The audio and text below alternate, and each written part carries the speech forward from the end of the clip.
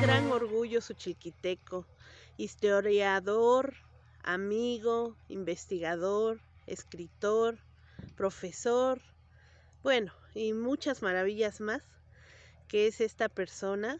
Y estamos con la segunda parte de una entrevista que quedó pendiente, en donde quedó él que nos iba a explicar qué comprende las ruinas que tenemos en el Cerro de la Campana. Buenas tardes, querido maestro, ¿cómo está usted? ¿Qué tal, licenciada Janet? Muy buenas tardes. Pues nos encontramos nuevamente reunidos, dando gracias a Dios por la oportunidad de estar aquí contribuyendo con un poquito de conocimiento que he ido acumulando al paso del tiempo y que ahora quiero compartir con todos ustedes. Y sí, lo prometido es deuda. Habíamos dicho con anterioridad en el video anterior que íbamos a profundizar un poquito más acerca de nuestra excelente zona arqueológica que podemos ver aquí a nuestras espaldas, la que nosotros conocemos localmente como Cerro de la Campana. Estaremos platicando qué tipo de civilización habitó ahí, más o menos la temporalidad, y también, si el tiempo nos los permite, por ahí aclara algunos puntos, ¿no?, en controversia que hay acerca de si es Huijazó o es el Cerro de la Campana. Muchas gracias. Bueno, pues yo le preguntaría, maestro, como si fuéramos desde cero, porque a veces vamos o nos preguntan, bueno, ¿y de qué es las ruinas que están en Suchil? Y nosotros a veces no sabemos ni qué decir. Entonces, ¿qué comprende el Cerro de la Campana, maestro? Bueno, lo que nosotros conocemos aquí como el Mogote de la Campana y posteriormente denominada por el INAH como Cerro de la Campana, fue un asentamiento ocupado originalmente por pobladores de la etnia zapoteca.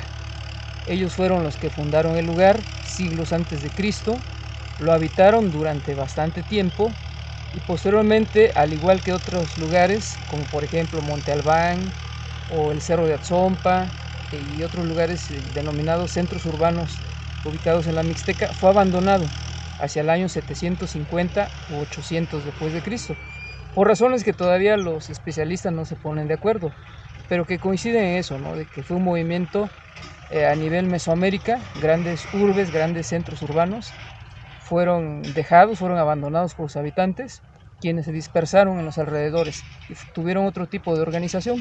Entonces los primeros habitantes de este lugar fueron individuos de linaje zapoteca. Entonces el Cerro de la Campana, las ruinas que están ahí son de la cultura zapoteca. Así es. Son nuestros ancestros, digamos. Nuestros ancestros. Nosotros venimos de la cultura zapoteca, nuestro pueblo. Somos descendientes, claro, ya por ahí con algunas mezclas, producto de migraciones de otras etnias, por ejemplo, con los mixtecos, y se logró se dio esa amalgama, ¿no?, de culturas. Pero sí puede decirse que nosotros somos descendientes de zapotecos. La estructura y el esqueleto de lo que existe en el Cerro de la Campana es un complejo que siempre nos hablan que hay un adoratorio, una tumba, un palacio. ¿Qué es lo que hay ahí, maestro, y quién lo descubrió? Bueno, el complejo urbano que tenemos ahí es muy típico, muy característico de este tipo de zonas en el estado de Oaxaca. Es lo que los arqueólogos llaman la asociación de templo, patio y altar. Abreviado sería TPA. Nosotros podemos ver, por ejemplo, el templo en el Montículo Mayor, donde cada 24 de julio se lleva a Santo Patrón, Santiago Apóstol, se le pone ahí en la cúspide, se celebra una misa, se oficia, posteriormente se hace el reparto de galletas y todo lo que nosotros conocemos. Nuestras tradiciones. En estas fechas. Ese sería el templo. El patio. Que no está a la vista de las personas. No, porque ya se encuentra tapado. En realidad lo que nosotros vemos no fue la última etapa constructiva, sino fue una etapa anterior. La última etapa, tal como debieron de haberla dejado cuando abandonaron el sitio, se derrumbó. Por eso alrededor encontramos bastantes piedras. Y lo que se conserva es una etapa anterior. Hay que aclarar que el tipo de construcción en la época prehispánica se basaba en ir superponiendo estructuras. a partir de una estructura primigenia se iba ampliando. Se ponían unos muros más amplios, unos muros exteriores, se rellenaba el interior, el hueco que quedaba, y ya estaba un nuevo templo, un nuevo edificio. Posteriormente, si algún dirigente, algún gobernante quería ampliar ese lugar, volvía a superponer estructuras y de esa forma se iban formando varias capas, como si fueran encerrándose una dentro de otra. Entonces lo que vemos ahí nosotros es una etapa anterior a la del abandono del edificio. Es lo que nosotros denominamos el mogote mayor. Enfrente se encuentra el patio. El patio es esa explanada donde cuando llevamos al santo patrón se queda la gente, o donde están los músicos, y donde en algunas ocasiones se han presentado algún tipo de espectáculo, ¿no? Como bailables o alguna danza típica de estos tiempos. Entonces ahí tenemos nosotros el templo, el patio y el adoratorio. El adoratorio sería una estructura que se encuentra dentro del patio, que al día de hoy ya no es visible. Habría que ver desde arriba, hacer una toma aérea, a ver si todavía se puede localizar este espacio y de esa manera ubicarlo, ¿no? Y ahí tendríamos el complejo, templo, patio, adoratorio, tal como lo denominan los arqueólogos. Eso es lo que tenemos nosotros. Rodeando este lugar vemos otras estructuras. Por ejemplo, a un costado del montículo mayor tenemos el patio de pelota. Entonces nuestro centro urbano, Cerro de la Campana, está bastante completo. Se infiere que se desarrollaba algún tipo de juego a semejanza del que existe hoy en día, el que nosotros llamamos ya juego de pelota mixteca, y hubo jugadores cuyas representaciones todavía podemos encontrarlas plasmadas en el interior de la denominada tumba 5. Entonces se cree que ese lugar pues estaba en funciones, estaba habilitado para desempeñar este tipo de deporte, o más bien un tipo de ritual, no un deporte tal como lo conocemos ahorita, sino que tenía por ahí connotaciones de tipo religioso. Sí, de hecho en el museo hemos visto algunas estructuras redondas, ¿no? Que pensamos nosotros que tal vez era como un tipo de juego de pelota, pero desconocemos realmente a qué se referían esas estructuras. Hay un como balón rojo, entonces una esfera, una esfera más que o menos se encuentra como del tamaño de un balón de basquetbol. Exacto. Bueno, sería un tanto cuestionable decir que funcionó como pelota para el desarrollo del ritual del juego de pelota, valga la redundancia. Por lo general, de acuerdo a datos de otros lugares, de otras zonas, el tamaño de las pelotas para este tipo de manifestación, de práctica, era pequeño. Vamos a hablar, por poner un equivalente, como una pelota de béisbol. Poquito más grande, pero más o menos ese sería el referente. Entonces, difícilmente una esfera de piedra maciza con mucho peso podía ser manipulada, podía ser golpeada por los jugadores y causar el efecto que causa una pelota de hule.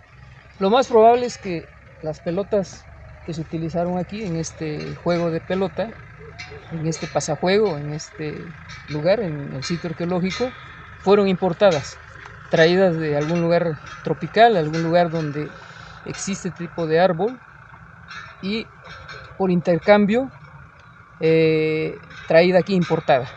Entonces es difícil que la pieza que vemos en el museo sea una pelota que se utilizó en esta zona arqueológica.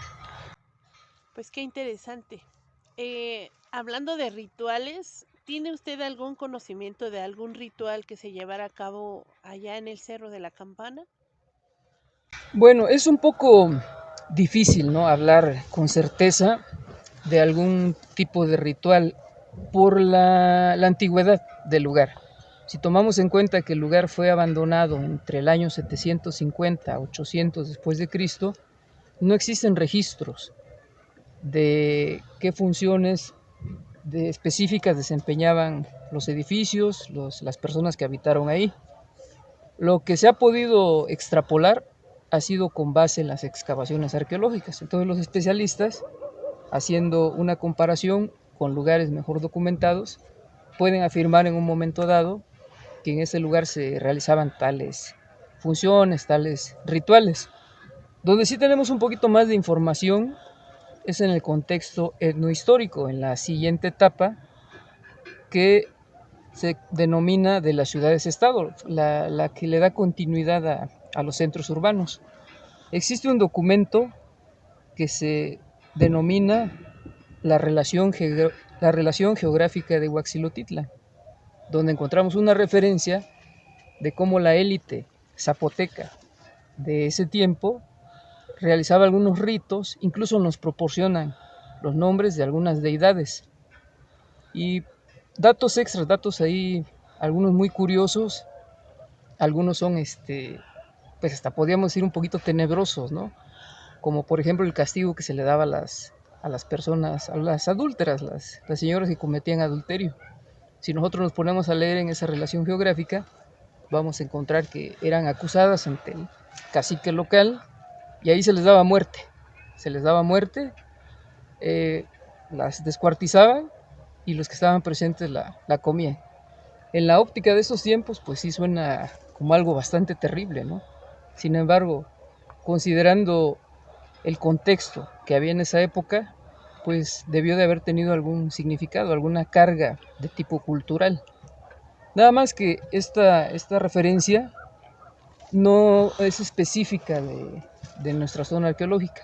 Podríamos suponer que en un momento dado en el territorio de Suchilquitongo se desempeñó tal práctica, no específicamente allá, en lo que vemos nosotros al fondo, pero sí en alguna de las otras áreas de nuestra población que estuvo ocupada en esa etapa.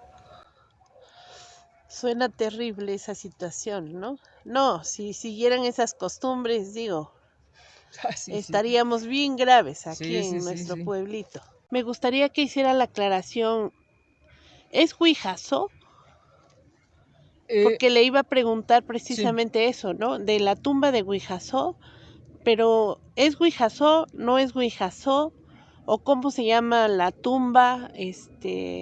¿Cómo quedó asentado el nombre? ¿Dónde está Huijazo? ¿A quién pertenece? Esa parte me gustaría que quedara aclarada. sí, bueno, vamos a procurar por ahí hacerlo de manera cronológica. Eh, Nosotros conocemos el lugar localmente como Cerro de la Campana. Hasta donde yo he sabido, no existe alguna tradición oral donde se denomine a ese lugar Huijazó.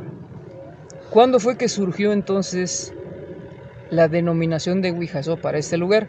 Fue a raíz de las exploraciones del arqueólogo Enrique Méndez, quien hizo el descubrimiento de la famosa tumba 5 el 23 de noviembre de 1985.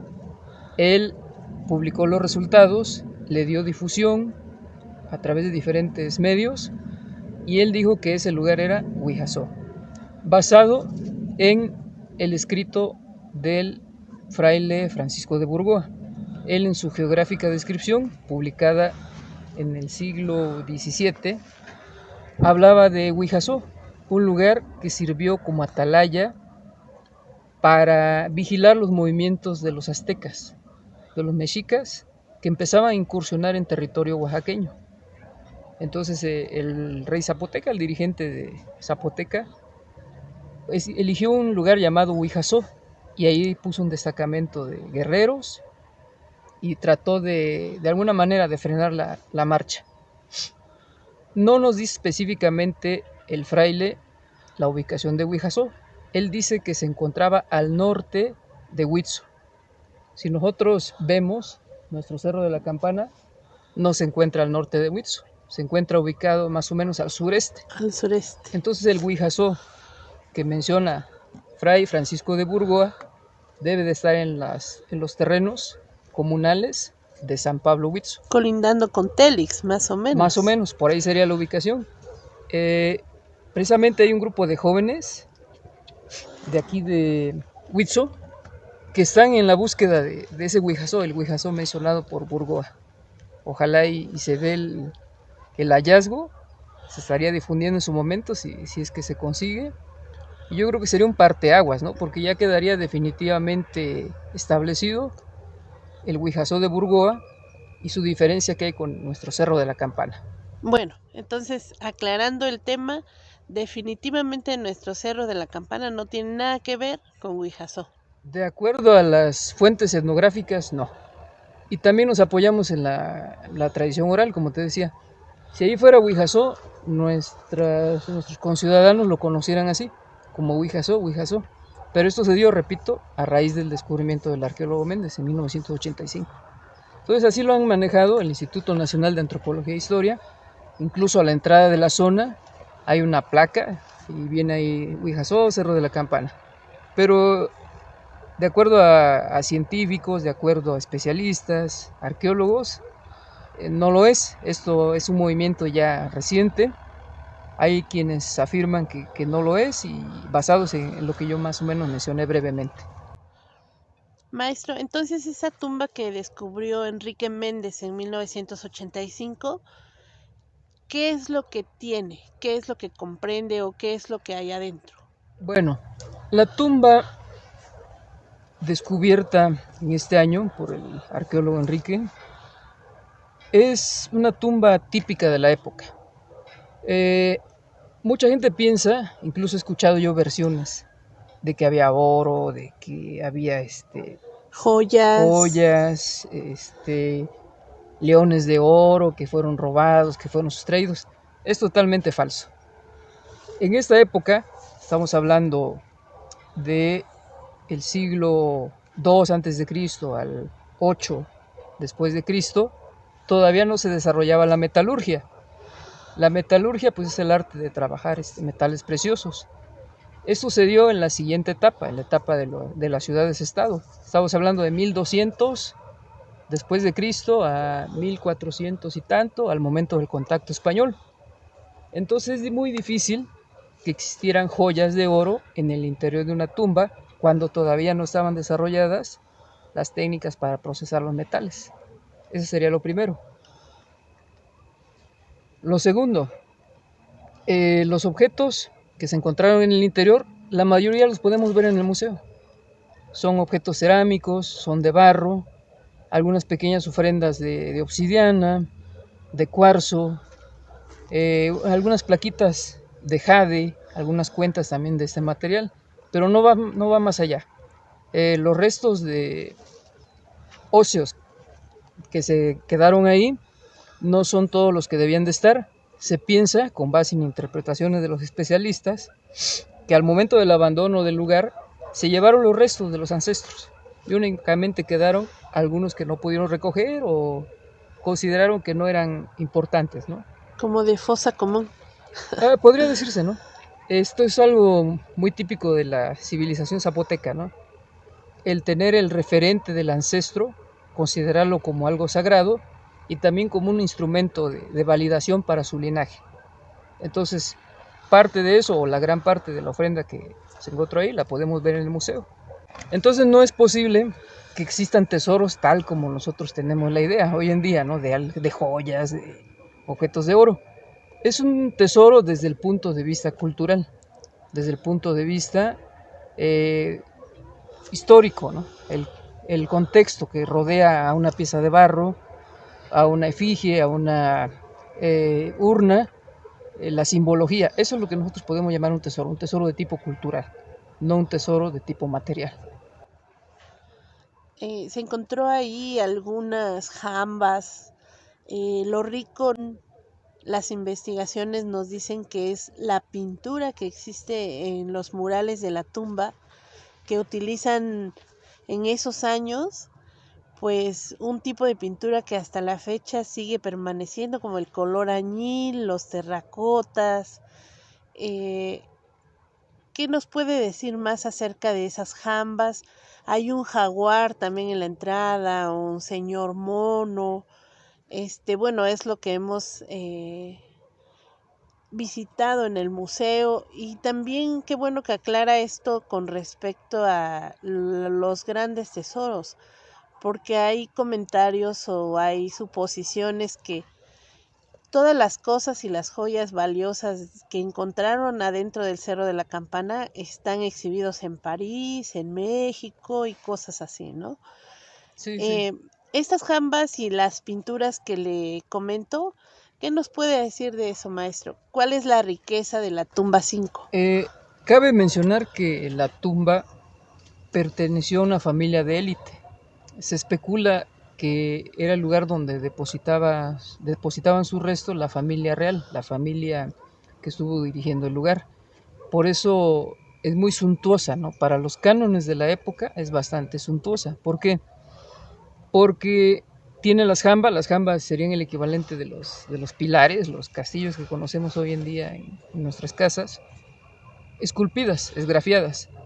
En ellas aparecen personajes portando atuendos de tipo ritual, de tipo ceremonial.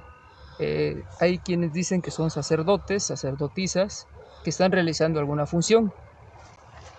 Ellos, en la forma de estar plasmados, cumplen con una función ritual, emiten un significado, emiten un mensaje. En las paredes de la tumba también encontramos pinturas pues magistralmente realizadas, donde podemos ver que se utilizaron diferentes colores. El principal es el color rojo, el que se extraía del tinte de la cochinilla. La cochinilla es ese colorante, es un bichito de color blanco que nosotros podemos encontrar todavía de manera silvestre en los nopales. Si alguien tiene la curiosidad por ahí de inspeccionar un nopal y ver una especie de animalito con una telita blanca, al momento de frotarlo va a ver que se va a teñir sus dedos de color carmín, un rojo intenso. Bueno, pues esa fue la base para el colorante, es la famosa grana cochinilla. Todo el color rojo que vemos ahí fue hecho a partir de este insecto, a partir de este animalito. Los demás pigmentos pues debieron haber sido extraídos de tierras de colores, mezcladas también con algún tipo de planta, y pues todos sabemos que combinando ciertos colores básicos se obtienen diferentes tonalidades. Esos fueron los pigmentos que se utilizaron ahí, 100% naturales. Quienes ejecutaron las pinturas ya sabían de su oficio, eran maestros en ese arte de pintar. Vemos que las figuras tienen también una iconografía, de la cual pues especialistas se han encargado ahí de explicar, ¿no? ¿Qué significan? Podemos nosotros decir a grandes rasgos que hay procesiones, hay un bulto mortuorio de un personaje importante, custodiado por sacerdotes a su alrededor, y es todo un mensaje, es todo un programa narrativo el que nosotros podemos encontrar en la tumba. Todo eso ha hecho que los especialistas digan que pertenecía a una familia de élite, quienes estaban enterrados ahí. Muy bien. Pues por ahora nosotros no podemos acceder a la tumba, ya que por lo mismo de la delicadeza de la pintura no puede tener acceso tan fácil al aire, a los desodorantes humanos, a todo lo que comprende las visitas, por eso está resguardada por el INAH. Sí, así es. Incluso nuestra respiración, nuestra transpiración puede afectar el interior de la tumba. El monóxido de carbono, el dióxido, puede hacer que se generen hongos en el interior, y eso afectaría la calidad de las representaciones. Además, pues el mexicano, vamos a decirlo, es muy afecto a rayar, ¿no? Al rato vamos a encontrar en la tumba, aquí estuvo fulanito de tal, y rayoneado, ¿no? Esto y otras cosas han orillado al Instituto Nacional de mantener ese lugar cerrado, en custodia. Pero, pues aquí hay una especie de paradoja, ¿no? Si no conocemos lo que hay en su interior, no lo podemos valorar. Si lo aperturamos al público, podemos contribuir a su destrucción. Sin embargo, hay un proyecto de elaboración de una réplica, donde cualquier persona podría tener acceso y tener una idea más clara, ¿no? del contenido del interior de la tumba, aunque no acceda directamente al original. Yo creo que sería algo bastante bueno, y poco a poco se iría creando esa conciencia, ¿no? de conservación, y si algún día bajo ciertas circunstancias o con los cuidados adecuados se decide abrir el lugar, las personas ya sabrían qué es lo que pueden hacer y lo que no pueden hacer y el por qué, ¿verdad? De esa manera se sentirían dueños de este lugar y al mismo tiempo con la responsabilidad de cuidarlo y protegerlo. Sí, tiene razón, maestro, porque Muchas veces los niños de la escuela, en primaria, en secundaria, en bachillerato, a cualquier nivel, inclusive a los ciudadanos de Xochiquitongo, nos preguntan, ¿no? ¿Pero de qué es la tumba? ¿O qué ruinas son las que están ahí? Y nos quedamos así como, no sabemos en general, ¿no? Tal Sí, vez tenemos la idea o algunos que hemos estudiado un poquito más, pero en general pues no sabemos y a veces también hay muchos trabajos de la escuela que pues ¿dónde vamos? Lo que está en el museo pues no es completo, falta mucho que decir. Es por eso que nos interesamos mucho en las investigaciones que han hecho ustedes y sobre todo usted que ha sido pionero en Xochitl en cuestión de no nada más de transcribir o de platicar, sino de investigar, de documentar, de fundamentar las cosas que dicen, ¿no? Inclusive ¿cuántos libros ha escrito de Xochitl?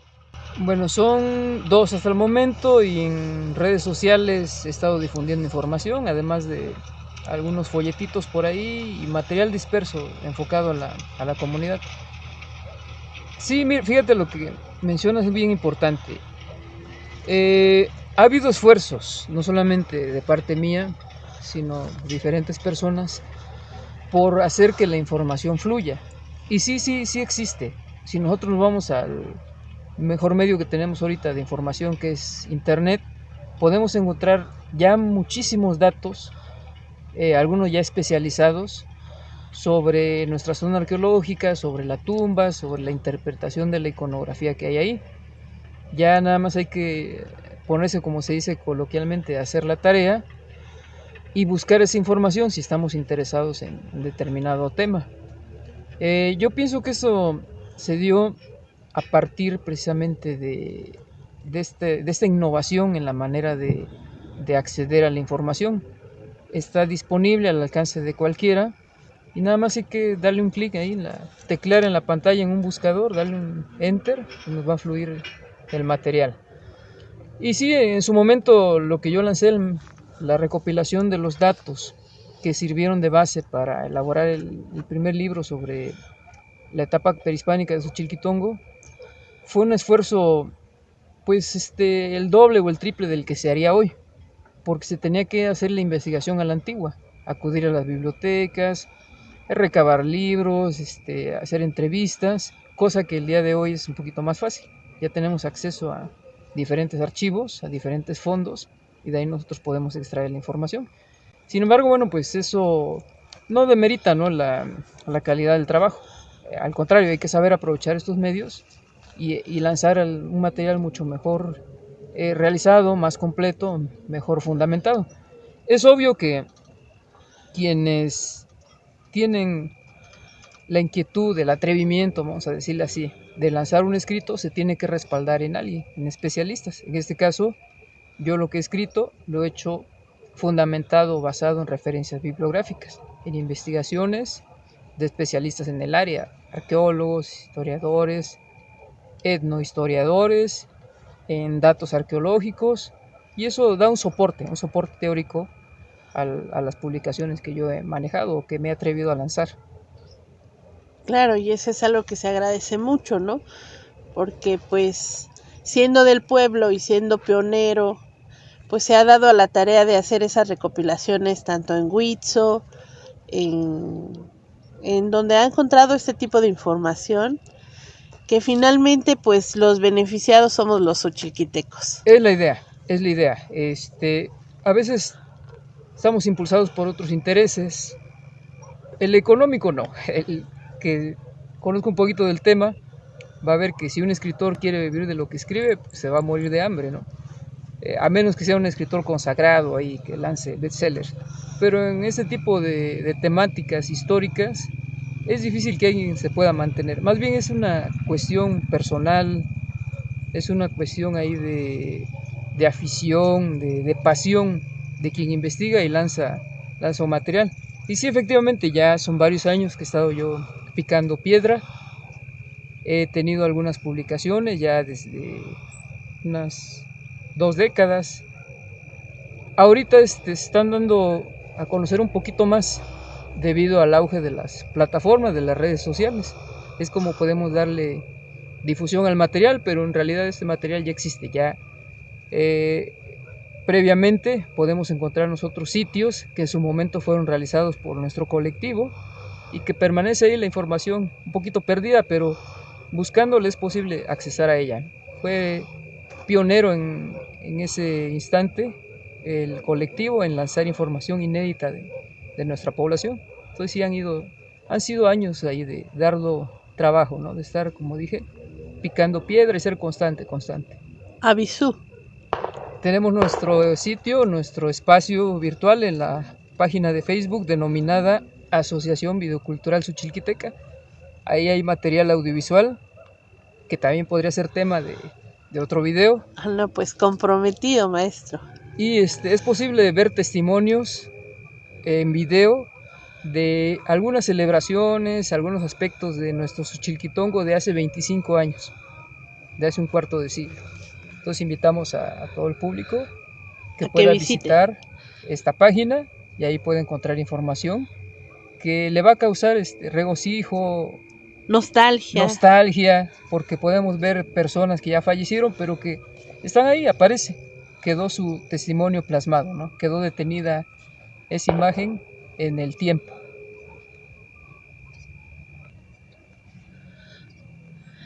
Maestro, no, pues con usted yo creo que nos quedaríamos 5 horas seguidas.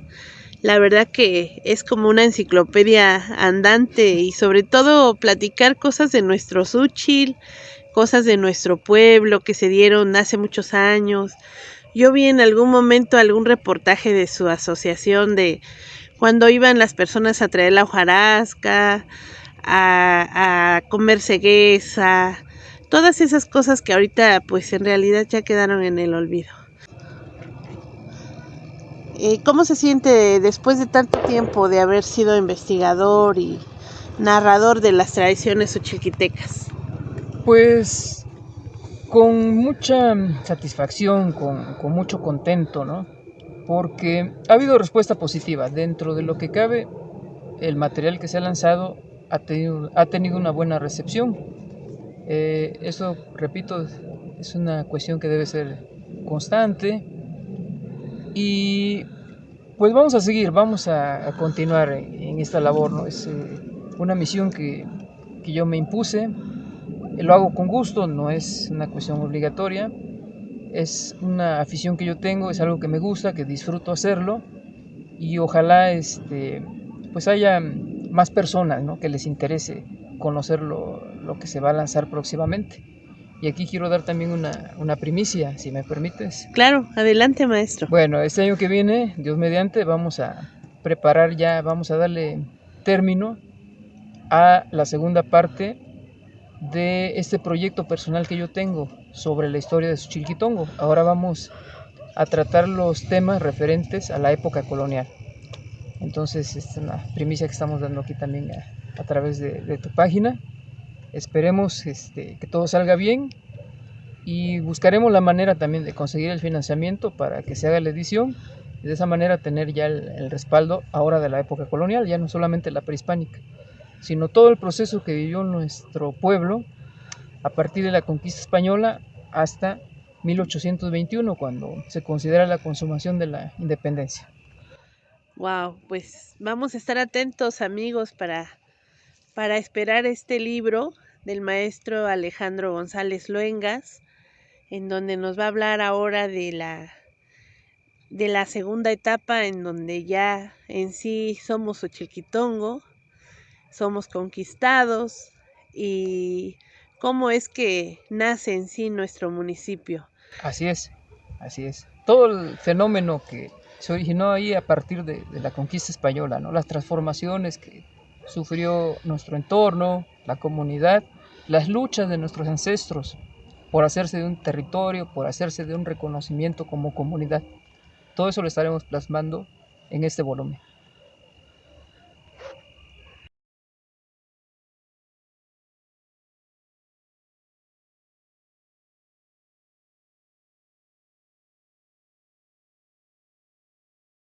La primera que se lanzó. Esta es una edición del año 2008. Se trató de documentar en la medida de lo que fue posible en esa época con la información que había disponible. Yo pienso que el trabajo, no porque sea mío, está completo, está respaldado por las interpretaciones de especialistas en el área. Estamos hablando de arqueólogos, historiadores, revistas especializadas, y esto ha servido de soporte, ¿no?, para ese tipo de material y otro más. Entonces sí, la verdad me siento satisfecho por lo que he realizado y espero poder seguir trabajando en esas temáticas con la finalidad de dar a conocer a nuestra comunidad de su extensa y vasta riqueza cultural. Es el esfuerzo que estamos haciendo desde mi perspectiva. No lo tomo como algo obligatorio, es algo que hago con gusto, es una pasión mía por investigar, por conocer el pasado histórico de nuestro pueblo y también por difundirlo, ¿por qué no? Para que quienes son oriundos de aquí se acerquen a su propia historia, y también para quienes gusten conocer acerca del pasado histórico de nuestro bello pueblo. Pues para cerrar, maestro, que de verdad que nos quedan muchos temas pendientes. Para cerrar, ¿qué le gustaría decirle a los ochilquitecos?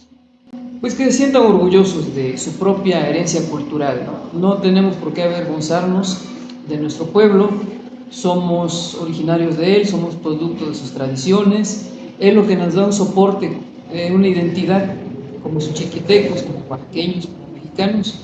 A veces tenemos la tendencia de adoptar actitudes, modas extranjeras, pero no hay necesidad de eso. Nosotros tenemos nuestra propia herencia cultural y precisamente esos escritos están enfocados a ello, a revalorizar lo que tenemos y volvernos a reapropiar de ellos. Repito, es algo que nos da identidad, que nos sirve a nosotros para tener un respaldo como chiquitecos, como oaxaqueños.